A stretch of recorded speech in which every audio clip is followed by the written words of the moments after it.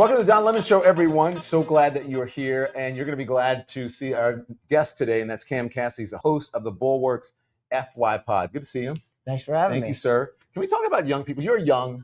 Something like that. You're in your 20s. For now, yeah. Yeah. Frontal cortex will be fully developed in 1 year. Has anybody ever called you a twink?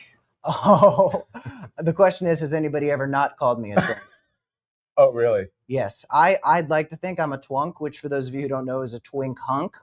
But unfortunately, my muscle mass is 0.01%. So I don't know if I have a KPI necessarily to prove that. So you're not a twunk. You're a twink. Okay. You think you're a twunk. Maybe an otter. Let's put it that way. What I am truly is a progressive, and I'm an American, and I'm a New Yorker. And you're running for office. And a lot of people are talking about me running for office, and there's nothing I could do about that. And why are you doing this? What are you running for? Well, people online, not necessarily me, but certain individuals, have been talking about how Nadler is very respectably stepping down from his office because he is getting to a later stage of life and wants to pave the way for new generations of leadership. And a lot of New Yorkers are sick of the leadership we've had so far. I think there was an awakening after Mamdani's landslide victory in the mayoral primary, where New Yorkers sent a message to a lot of people saying, our priorities have shifted. We are a bit more progressive than people think. We're sick of politicians who are bought off by lobbies that operate solely in the interest of foreign governments, specifically right-wing nationalist foreign governments in the Middle East. We want something new. And look, I can't tell New Yorkers what they want, but a lot of New Yorkers are telling me that they want to hear from some new people, and I'm interested in exploring that. Okay. Well, good luck. Let us know, and we'll have you on. But what I do want to know is when you spoke about progressives, right? Do you think Democrats need to lean into the progressive side of the party more? Because it appears to me that's where the energy is right now. If you look at what Bernie Sanders and AOC are doing and the crowds that they're drawing, and also, as you said, Zoran Mamdani. Totally. I think that the most interesting thing about the crowds that Bernie and AOC are drawing is those fight oligarchy events that they're having. They're throwing those in deep red districts where countless people are showing up. They're drawing crowds that the Harris campaign couldn't draw because they're talking about fighting the oligarchs. And at the end of the day, I don't think it's only progressives that need to do this. I think moderate politicians can stick it to the oligarchy as well. The problem is a lot of them are taking money from the corporations that stand to lose something if we actually fight the oligarchy. So I'm personally a progressive person. My politics are progressive. I don't like thinking about Democrats versus Democrats. I like thinking about Democrats versus authoritarianism. I think if there's a moderate who's the right fit for a certain election, who will speak to an electorate and get them engaged, that should be a positive thing and they should receive support. But people have made their priorities clear. And there's currently a very small group of very wealthy people who are kind of pulling the strings in this country. I mean, the president... Kind of pulling the strings? Yeah. Cam? I mean, I think they are. Totally. We've got a president who is literally enacting huge crypto scams. And that's not even in the conversation anymore, by the way. The president did a crypto scheme that was worth billions of dollars.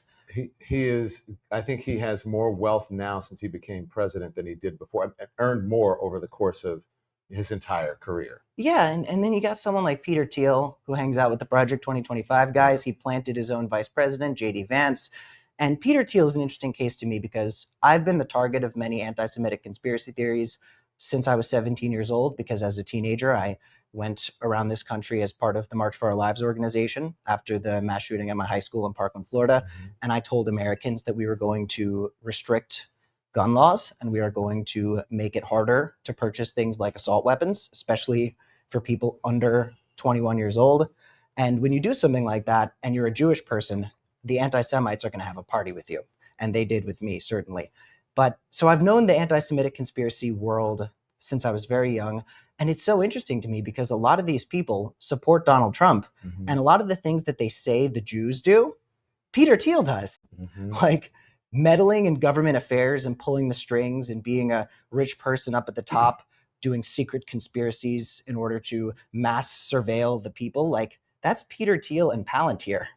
I don't know why these people are freaking out about the Jews when you've got someone like Peter Thiel doing it right in front of everybody. You got someone like Elon Musk Like Trump's whole cabal is doing everything these people have said the Jews are doing. But, they're aligned with MAGA, they're aligned with Christian nationalism, so it's fine when they do it, I guess. What do you think of what Israel is doing in Gaza? Well, I think that Is it genocide? if you are running for New York's 12th congressional district and you are not willing to call out the genocide in Gaza, and you are not willing to say no more weapons to Israel, and we need to conduct the largest humanitarian aid campaign in global history, stop wasting New Yorkers' time. All right, it's over. A poll just came out from New York Times that Mamdani is 3 times more trusted on Israel-Palestine than Andrew Cuomo. Mamdani, who said that he would arrest Netanyahu, is more trusted, 3 times more trusted than Cuomo, who volunteered to defend Netanyahu. The Jewish community in New York is done with this. The Israel lobby doesn't have any more influence. They can spend as much money as they want. It's over. Yeah. I happen to, just because I was in legacy media and I get to meet a lot of people, so I spend some time with rich people, listening to them. I'm not one of them, but older Jews, they're not into it. Younger Jewish people, they like Mamdani, and I just wonder what that divide is.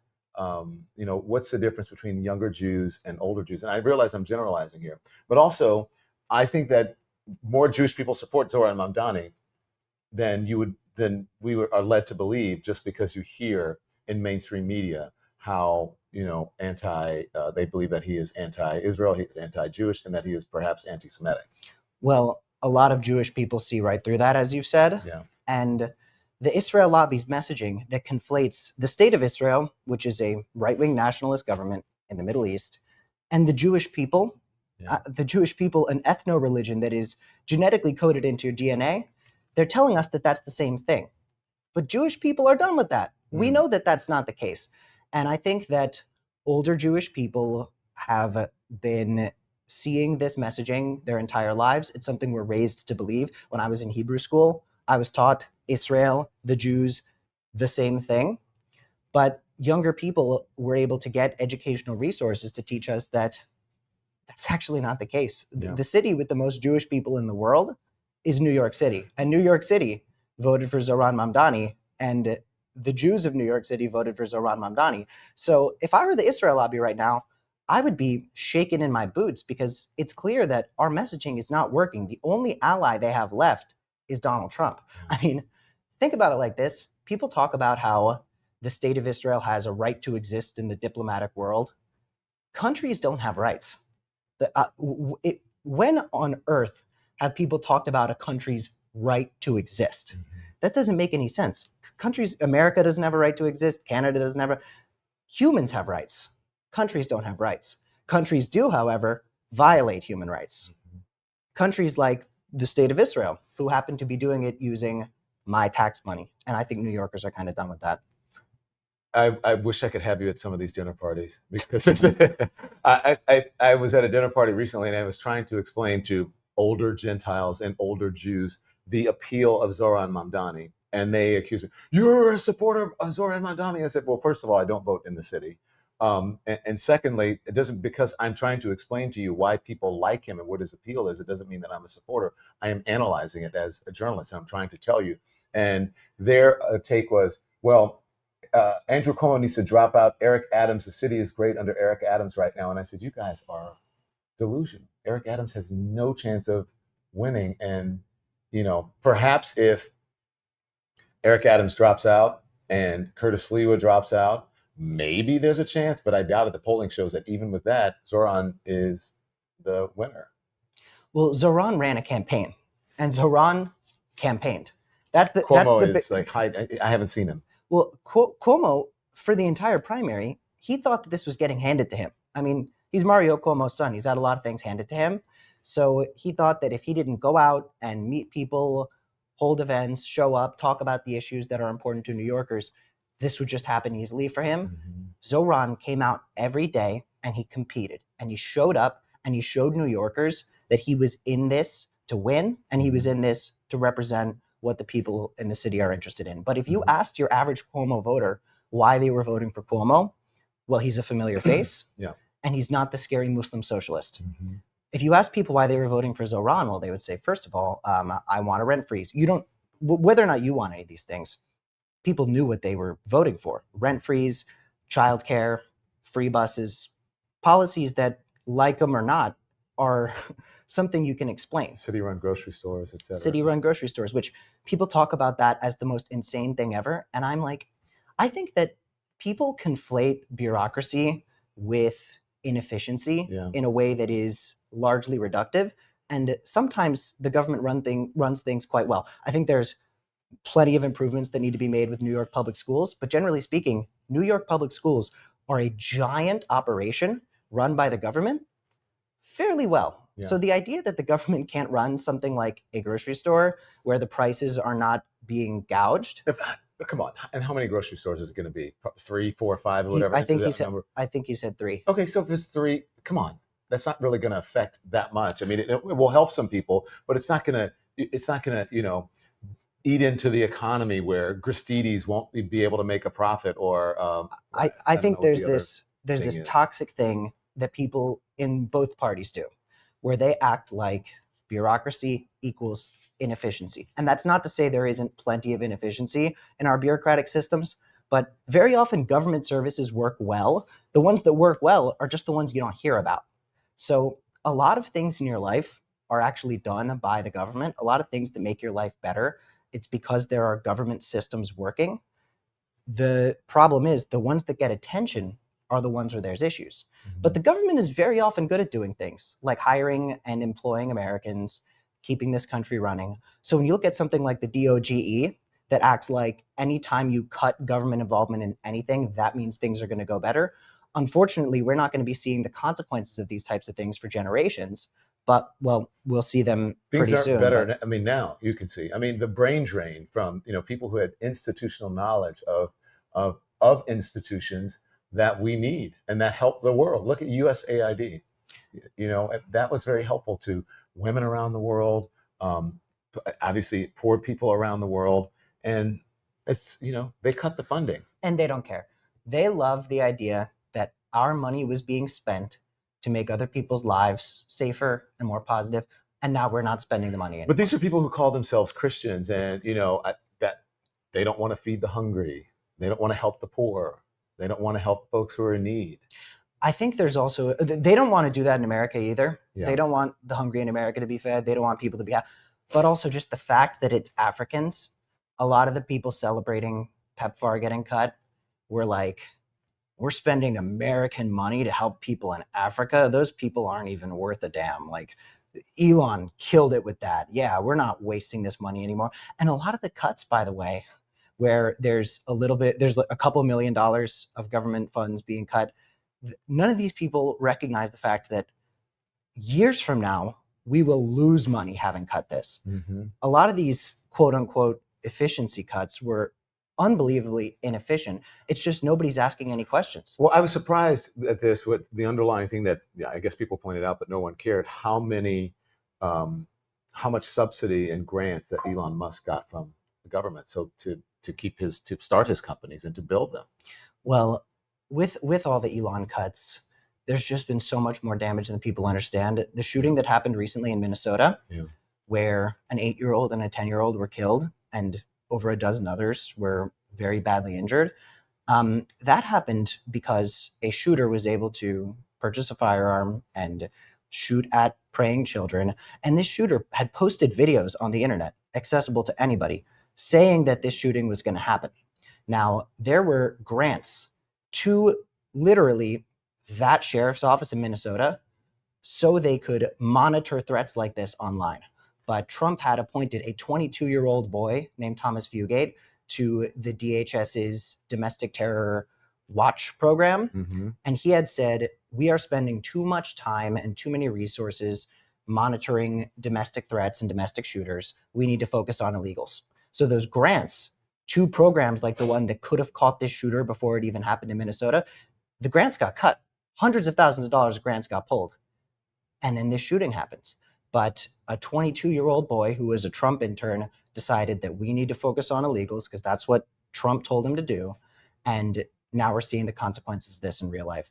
So this, just to what we've been saying, the idea that bureaucracy equals inefficiency and waste is a narrative that is so successful, and it's ultimately a right-wing narrative, but Democrats and Republicans alike kind of lend to this. This episode of The Don Lemon Show is brought to you by BetterHelp. Do you know life has a way of throwing things at us that we just can't always figure out on our own? For the longest time, I used to lean on friends, family, even that random stranger at the coffee shop, just to talk things out. And, while those conversations can be comforting, there can be a point then when you realize, like I realized, that I needed someone trained to actually help me navigate the bigger stuff, the stress, the relationships, moments of anxiety. And so that's when therapy changed the game for me. With BetterHelp, you can get matched with someone who can help you, like a licensed therapist, online. It's discreet, it's flexible, and you can switch therapists at any time until you find the right one, the one that's the right fit. Everything is done right from your phone, your laptop, or your tablet. There's no waiting rooms, no awkward scheduling. It works with your life, okay? So BetterHelp has served over 5 million people worldwide with more than 30,000 licensed professionals specializing in everything from anxiety to grief to personal growth. So if you have been thinking about therapy, start today. Visit betterhelp.com/donlemon to get 10% off of your first month. That's betterhelp.com/donlemon, and you get 10% off of your first month. Do you? You're a Democrat. You're progressive. Even though you're progressive, are you a registered Democrat? I'm a registered Democrat. All right. How are you feeling about the Democratic Party right now? They're not polling so well, and to me, it feels like sometimes they're afraid of their own shadow. I think the Democrats are afraid of a lot of things. My question for everybody watching this is, like, are you satisfied with the opposition we are putting forward to Donald Trump?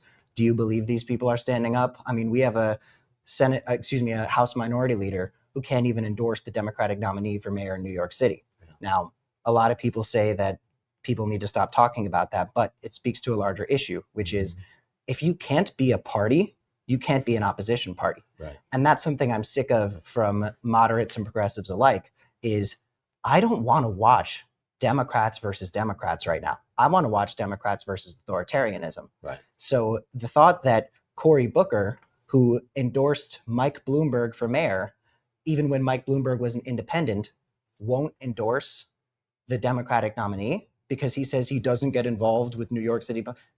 He's already endorsed New York City mayors. What we have right now is a party that is so focused on tying its shoelaces together to continue receiving money from the Israel lobby that they can't put up a meaningful opposition. Do you think that that's it, or do you think that they think he is anti-Semitic? I think that it is utterly fanciful to suggest that the mayoral primary candidate... I'm not saying that he is, but I think they think that. No, they don't think that. I think that they are being told by donors that, okay, I am very sick of politicians trying to baby the Jewish people. I think that they are going so far out of their way to treat us as this group of people who cannot live in the real adult world. And it's kind of embarrassing. Like, I am an adult. I have seen what Mamdani has put forward. And the thought that you can feel unsafe, I mean, of the mayoral primary candidates, the one who pledged the most money to fight anti-Semitism was Mamdani. Yeah. And if Mamdani was not a brown Muslim person, this would not be in the conversation. I'll tell you what I hear, and that is he's anti-Semitic. I also hear he's going to defund the police. He has no experience, and this is not like just things that I hear on the news. These are people who donate a lot of money to politicians and live in New York City. We're going to leave, and this is rich Gentiles and rich Jews. We're leaving the city because it's all going to go to hell. That's what they're saying. Well, I don't believe them. We're going to leave New York City. Okay.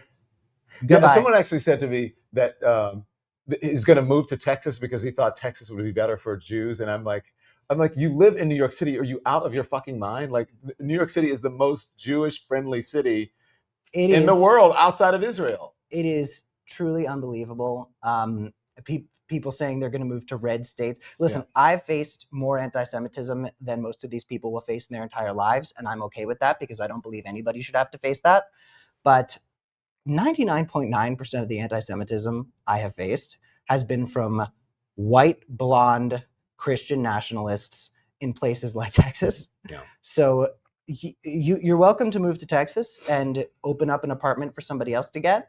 But at the end of the day, this is just a bogus narrative that people don't buy anymore. Like, sure, wealthy people who live in a bubble, who don't actually have to meet regular, normal people in their day-to-day life, they could think this all they want, but it's a lot of talk and it's a lot of nonsense. And fortunately, the city of New York has sent these people a message, which is, we're not buying it. Like, we're not stupid. We're not going to listen to these narratives that try to sow seeds of division in a city where unity is one of its greatest strengths. Yeah. Let's talk the gender gap. Great. Now, young people, because there is the gender gap between men and women has been a durable fact of life in American politics. Nowhere is that gap larger than amongst the youngest cohort of American adults, and that is Gen Z right now. Why isn't Gen Z getting, you're like in the cross wires, you guys are all crossed up with men and women, young men and young women. What's going on? Well, a lot happened. You're not having kids. You're No. not getting married. You're not having as much sex. Like, what the fuck, man? Well, to the kids married and sex part, I think a lot of that has to do with affordability. I could not imagine having children right now because it is unbelievably expensive. And that's no matter where you live in this country. It has become so much more expensive to be a person. Most people in Gen Z are living with their parents right now. If you can't afford to get out of your parents' house, how are you going to afford to have a kid? Having a kid was a very expensive thing to do 10 years ago. And 10 years ago, it was a lot cheaper to be a person. As for the politics of it all, there's a lot of factors that to which this can be attributed. But I think one of the most important things for us to focus on is the fact that in 2020, we all got locked in our homes and we all started staring at screens all day. Right on. And social media algorithms are programmed to retain our attention and get us coming back for more. Now, these social media companies that everybody used to characterize as these woke left-wing companies, there's nothing woke or left-wing about them. They're run by very often right-wing tech crypto fascists. You mean like Facebook and Meta, when Mark Zuckerberg just went up and gave fake numbers to people and got caught on a hot mic telling Donald Trump, hey, sorry, I didn't know what they wanted me to say for that one. I don't know if you saw that. No, I haven't seen Zuck got caught on a hot mic that. telling Trump that he just made up numbers for him. But yeah, Tim Cook from Apple thanking Donald Trump 20 times in the span of 1 minute. These tech companies want to retain our attention. They want us coming back for more. And young men were very lost and wondering what to make of ourselves. And there was a certain type of content that was telling us, hey, you're having a hard time finding a job. You're having a hard time getting laid. You're having a hard time finding your place in this world.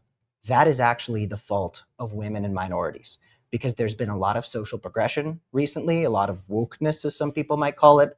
And the steps forward that have been taken for women and minorities have actually been taken at your expense. When they have gained something, that means us, the white dudes, have lost something. Yeah. So these people said to us, we're going to come back and reclaim this world to be ours. This world that we think we now have to share, God forbid, with women and minorities. We're going to make it a white man's world again. And they're doing it. And Donald Trump won Gen Z men by a lot. Yeah. So I think what happened was, because of the financial situation that we are coming into, young men felt kind of left behind and screwed over. And because we've grown up seeing so many new opportunities being built for people in marginalized communities, we have assumed that that means that we're losing something, that it's worse to be a white guy in this country. Meanwhile, as a white guy in this country, I can tell you, it's still kind of really easy and it still kind of rocks. White privilege from the inside has been a treat. There's no white privilege. Yeah. You know how often I hear that? Or because if I talk about white privilege or I bring up the subject of race, I'm racist or a race baiter. And it's just, you want to laugh because it's so ridiculous, but unfortunately, a lot of people have come to believe this, and a lot of guys my age have said, okay, woke has gone too far, and we have taken too much away from us to give to everybody else. Meanwhile, what we've lost is the narrative that I believe to be true, that masculinity is defined not by what you can take from other people, but by what you can give. Mm-hmm. Not from how hard you can knock people down, but from how high you can rise them up. And I think that there is a very big fight we need to fight. But I don't think Gen Z men are lost forever. I can't let the Democratic Party give up on young men. I said this about the state of Florida. I feel as though the Democratic Party abandoned Florida and said this is a permanent red state now. Meanwhile, if you look at the 2018 election, Ron DeSantis won by a hair. Right, barely. And the state, Florida voted for Obama 2 times. And there's so much work the Democrats need to do there, especially down in Miami, especially with Latino communities. But it's not a lost cause. I just feel as though the Democratic Party very often feels entitled to certain votes and therefore doesn't bother trying. This happens with minorities. This happens, I mean, Trump is a flagrant racist to Latinos. Of course the Latinos are going to vote for us. No, that's not how it works. You have to bargain with people. And I think Democrats said, oh, the young generation is so progressive, we're not going to try to win their votes. We're going to focus on winning Liz Cheney Republicans. What the fuck was And we're that? going to focus all of our... What was that? I could not understand it. It was the didn't get it. consulting class Yes. saying, Thank you, Cam Kasky. I call the fence-sitting Trump voter the Democratic Party's imaginary friend. Mhm. And keep in mind, I work with former Republicans. My coworkers are all people who have had a position either in a Republican administration or on a Republican campaign, and they're all woke now. They're all defending trans rights and talking about immigration long after a lot of people in mainstream media started to taper off from the subject. So I do know Republicans who have changed their mind because Trump went too far. I work with them, but it's not a substantial group of people. Yeah. The substantial group of people is non-voters. And unfortunately, in 2024, the Democrats tried to have their cake and eat it too with the Harris campaign and simultaneously frame Kamala Harris as the new progressive voice in this country, but also say, don't worry, she's going to be good for Republicans too. Don't worry, Liz Cheney Republicans. Let me tell you something, Democrats. If somebody's going to vote for Donald Trump, a 34-time convicted felon after the Capitol riot, they're not going to vote for Kamala Harris because you said you'd give them $20,000 for a starter home, okay? But you know who might vote? People who aren't going to vote. Yeah. And I will vote for Donald Trump. I can't believe now they fucked around and found out when they started deporting there. Well, Crazy. that's something that the Trump campaign did very well. Is the Trump campaign told a lot of Latino communities, don't worry, we're not going after you guys. We're going after the other ones. The bad guys. We're going after the bad guys. Yeah. And now you've got Laura Loomer, who has a ton of pull at the White House, tweeting out, we are going to put X amount of people in Alligator Alcatraz. And it's not how many illegal immigrants there are. She tweeted the number of Latino people there are in the country. So the Republican Party in this country is objectively in line with an ethnic cleansing of Latino people, but they tried to win those votes. They tried to get into the churches. They tried to get people in Latino communities talking to each other about how, the Democrats are wolves in sheep's clothing, and it worked. Meanwhile, you didn't see a lot of Democrats bothering to try because, again, I said this before, I think the Democratic Party very often feels entitled to votes and therefore acts as though they're magically going to materialize out of nowhere without bargaining. Okay, last question then. How do you feel about 2026 and 2028? Are you hopeful or what? I'm very concerned about the integrity of our elections. I think that Trump has made it very clear that he is willing to break any rules he can get away with. And it's going to be a question of how far are they going to let him go. Mm-hmm. But I believe that the Republican Party is flailing right now. And I think they understand just how unpopular this administration has been with people, particularly on immigration, but also on many other issues. So it's going to be a question of, are Democrats willing to put people forward who look like they can fight authoritarianism, or are they going to continue to try and try and reach an invisible moderate voter. Yeah.